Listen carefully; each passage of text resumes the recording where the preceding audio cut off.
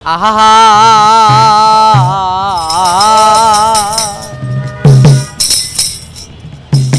ওরে কেন হলো দেখা রে তোমারে দেখলাম যারে আমি একেবারে হারাইলাম। ব্যস্ত রাজধানীর ঢাকার কোলাহলের মাঝে হঠাৎ ভেসে আসে এক মায়াবী সুর। গাড়ির হর্ন, মানুষের ব্যস্ততা সবকিছু ছাপিয়ে সে কণ্ঠ থামিয়ে দেয় পথচারীদের। ওরে জারির জন্য গরমা নাইলাম ওরে সেলালা না গরে ওরে সেই গরুরাই আনিল কাল বৈশাখীর জ্বরে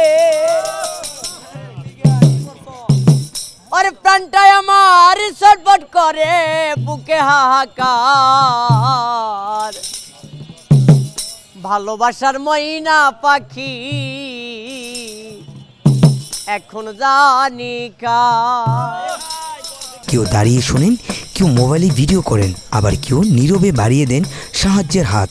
এই কণ্ঠের মালিক মোহাম্মদ রায়হান।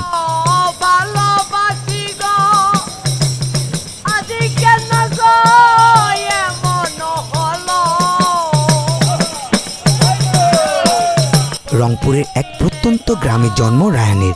এখন থাকেন রাজধানীর মধুবাগ এলাকায়। চোখে পৃথিবীর আলো খুব সামান্যই দেখেন, কিন্তু সেই সীমাবদ্ধতা তাকে থামাতে পারেননি। ঢাকার বিভিন্ন সড়কে গান গেয়ে যা আয় করেন তা দিয়ে চলে তার সংসার। পাশাপাশি গ্রামের বৃদ্ধ বাবা মা ও ভাই বোনেরও একমাত্র ভরসা তিনি। প্রথমে আমি আপনার পরিচয় জানতে চাচ্ছি। জি, আমার নাম মোহাম্মদ রায়হান। আমি এরম গান করে বেড়াই রাস্তাঘাটে। আর আমার দেশের বাড়ি রংপুর। থানা হলো পীরগঞ্জ, আমার থাকে হলো মধুবাগ।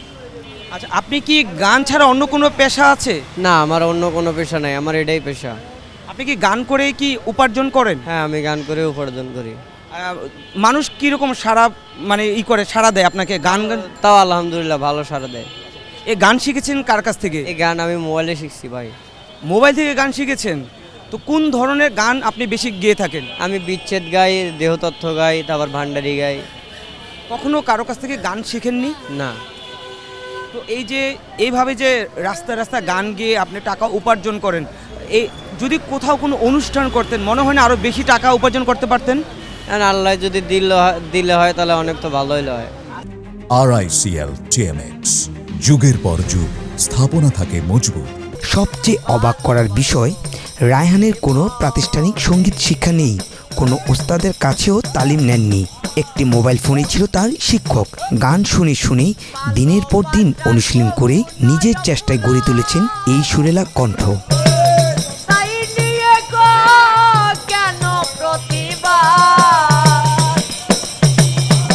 বিরহ, বিচ্ছেদ, দেহতত্ত্ব আর ভান্ডারি গানই ছিল সবচেয়ে প্রিয়।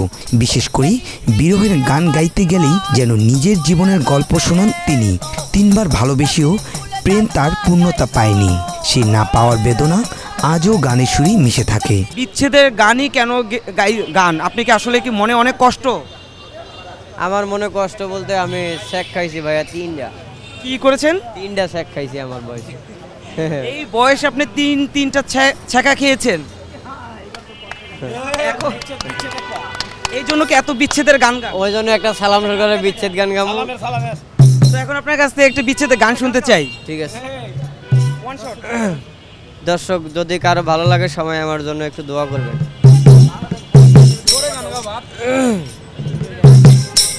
আহা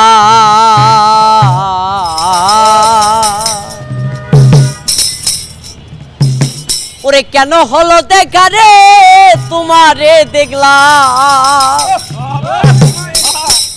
যারে আমি একেবারে হারাইলাম। এই জীবনে যারে আমি একেবারে হারাইলাম। একসময় নিউ বাংলা গীতি নামে একটি ইউটিউব চ্যানেলে গান গেয়ে কিছু আয় হতো। এখন সেই সুযোগও নেই, তবুও থেমে নেই রায়হান। প্রতিদিন রোদ বৃষ্টি উপেক্ষা করে রাজপথে দাঁড়িয়ে গান গেয়ে চলেছেন তিনি।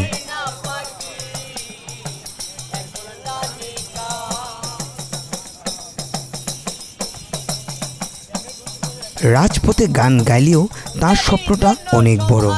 একদিন হাজারো দর্শকের সামনে কোনো বড় মঞ্চে গান গাইতে চান তিনি। বিশ্বাস করেন একটু পৃষ্ঠপোষকতা আর সুযোগ পেলে নিজের প্রতিভা দিয়ে দেশের সঙ্গীতাঙ্গনে জায়গা করে নিতে পারবেন। রাস্তায় ঘুরে ঘুরে গান গাইতে কি আপনার ভালো লাগে? হ্যাঁ, অনেক ভালো লাগে আমার কাছে, অনেক ভালো লাগে। কখনো যদি বড় কোনো সুযোগ পান, আপনি কোথাও টেলিভিশনে গান করবেন, তাহলে কি রাস্তায় ঘুরে ঘুরে গান গাওয়া ছেড়ে দিবেন? তখন রাস্তায় গামু না, খুব কম গামু তখন। কেন? তখন এই যে মনে করো উপরে গেলাম তখন তো আর গান রাস্তাঘাটে গাওয়া লাগবে না, তখনই মানুষে এই যে টিভিতেই দেখবো। আপনাকে টেলিভিশনে দেখবে, তখন এই দর্শকদের কথা ভুলে যাবেন, এই মানুষগুলোর কথা? না, ভুলবো না তো কখনো। চোখে হয়তো কম আলো, কিন্তু কণ্ঠে আছে অদম্য সাহস, স্বপ্ন আর বেঁচে থাকার শক্তি। জীবনের সব প্রতিকূলতাকে সুরে পরিণত করে এগিয়ে চলা এই তরুণ শিল্পীর একটাই প্রত্যাশা, একদিন রাজপথ নয়, দেশের বড় কোনো মঞ্চে দাঁড়িয়ে গান শোনাবেন হাজারো মানুষের কাছে।